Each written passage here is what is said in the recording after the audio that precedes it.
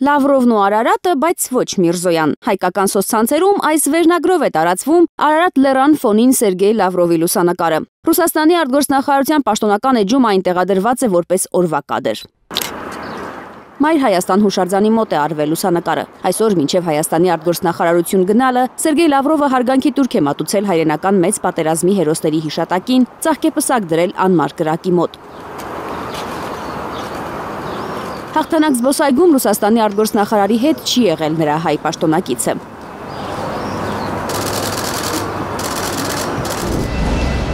Արարատ Միրզոյանը ռուս գործընկերոջը դիմավորել է նախարարության դռների մոտ։ Երբ նախարարներն արդեն սկսել էին բանակցությունները, արտգործնախարարության շենքի մոտ էին հավաքվել Հայաստանի Եվրամիության անդամակցության քարոզիչները հակառուսական բովանդակության պաստառներով ու վանկարկումներով։ Լավրովին ցույց տալու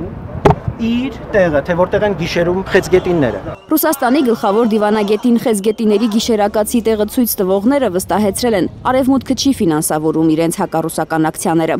Вы знаете, сколько человек работает в американском посольстве в Ереване? Ռուսաստանի արտգործնախարարության պաշտոնական ներկայացուցիչներ երեքշաբթի հայտարարել, թե Հայաստանում ոմանց մոտ դեռ չեն ավարտվել USAID-ի տված գումարները։ Թող որևէ մեկը ձեր ամբողջ շրջապատից ցույց տա մի սենտ, որ ես ստացել եմ USAID-ից կամ ես կապ ունեմ Միացյալ Նահանգների դեսպանատան։ Իրավապահները 1.5 ժամ հակառուսական վանկարկումներ լսելուց հետո սկսել են ցրել պիկետը։ Ակցիայի մասնակիցներին հրելով հեռացրել են նախարարության շենքի մայթից։ Ոստիկանները շղթակազմած նրանց տարել են մինչև Ստեփան Շահումյանի արձանի մոտ։ Երկու ցուցարար մտել է ջրավազան ու այնտեղ շարունակել ակցիան։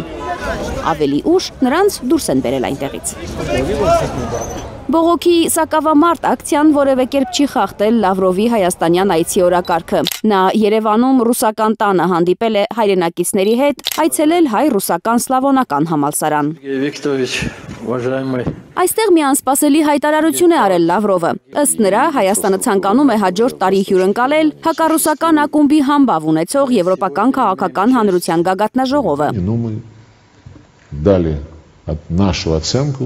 Այդ գաղափարին մեր գնահատականը տվել ենք։ Հույս ունեմ այն հասկանալի է եւ կընդունվի նույնքան հարգանքով, որքան մենք հարգանքով վերաբերվում ենք մեր գործընկերների եւ դաշնակիցների գործողություններին, ԱՊՀ-ի եւ ՀԱՊԿ-ի շրջանակներում։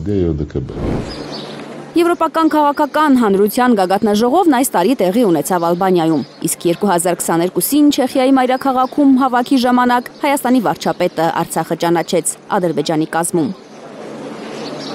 Թերեզա Կադայեվչյան, Էդգար Ղուշյան, Նորայ Շարբաթյան, Անի Ղանդիլյան, Հայլուշ։